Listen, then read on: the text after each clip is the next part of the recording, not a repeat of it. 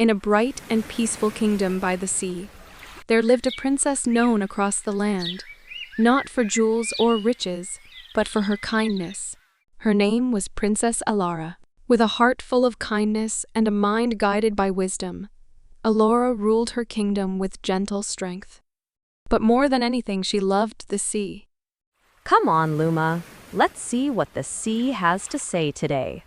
Every morning, she rode her white horse, Luma, down to the shore, not as a ruler, but as a girl who listened to the wind and waves. But this morning the sea answered back. As Elara walked along the sand, she heard a strange melody, soft, far away, sung by the ocean itself. She followed it, and found something half buried in the sand, a delicate, glowing seashell. A singing shell? She pressed it to her ear. The music wrapped around her heart like a secret. Elara didn't know why, but something in that melody felt like a call for help. The next morning, Princess Elara returned to the shore, the seashell tucked safely in her satchel. She rode her white horse, Luma, through the soft sand. Up ahead, she spotted fishermen gathering their morning catch, but something felt wrong. Pull it in! Careful, it's heavy! Elara squinted toward the waves and gasped.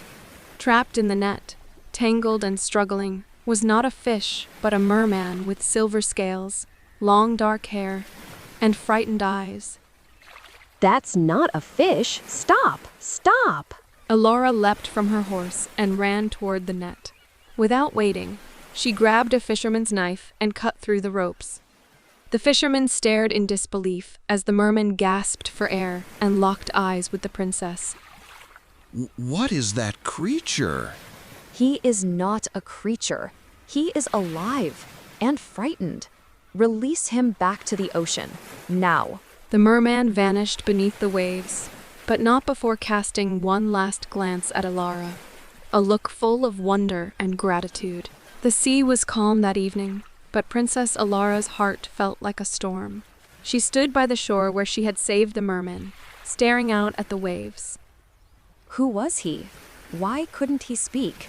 And why did that seashell lead me straight to him? Just then, a ripple broke the surface, and a familiar face appeared. Shimmering scales, ocean blue eyes, and a gentle, shy smile. It was him, the merman. They looked at each other for a long moment, neither speaking.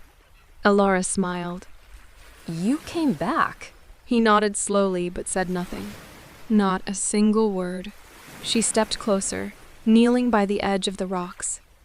Can you speak? The merman looked down sadly, shook his head and touched his throat. He was silent, not by choice.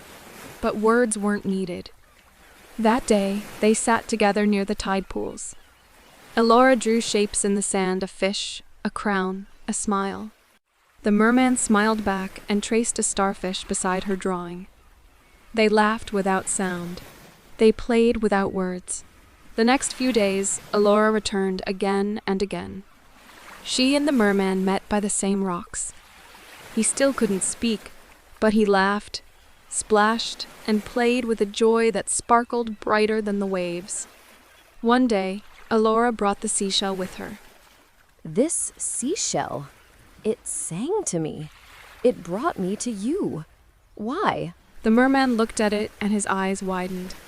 Slowly, he took the shell in his hands, held it to his ear, then placed it between them. It began to glow. Suddenly, glowing images rose from the shell like a dream made of light. Elara gasped. The seashell showed the truth. The merman's name was Prince Kaelen. Years ago, he had saved a sinking ship, breaking a sacred sea rule. The sea witch cursed him, stealing his voice and locking his kingdom away from the surface world. So that's why you were punished for kindness. Prince Kaelen nodded.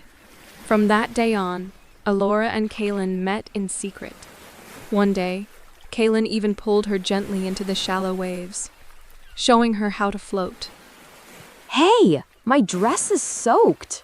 With every passing day, they grew closer, not just in friendship, but in something deeper.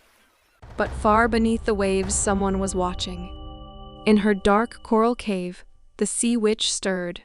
She had felt the magic shift.